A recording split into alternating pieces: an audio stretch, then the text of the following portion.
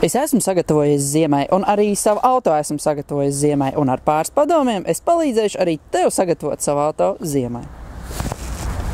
Viens no svarīgākajiem drošības faktoriem ir ziemas riepa. Kā tās atpazīt? Burtiņi M+S liecina par to, ka tavs auto ir aprīkots ar ziemas riepām.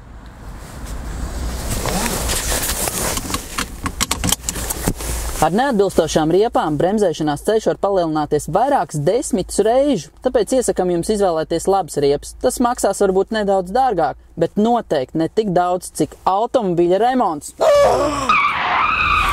Kādreiz topā bija 5, tad topā bija 3, bet šoziem topā ir 4, jo 4 mm ir minimālais pieļaujamais riepu protektora dziļums. Un ja jūs domājat, kā var noteikt riepu protektora dziļumu, tad iegādājieties riepu dziļuma mērītāju. Un tad mēram riepu protektoru dziļumu.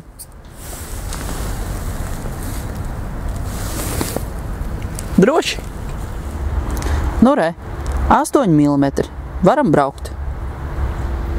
Lai tev balta un droša ziema. Palīt vajadzētu sniegt. Es eju!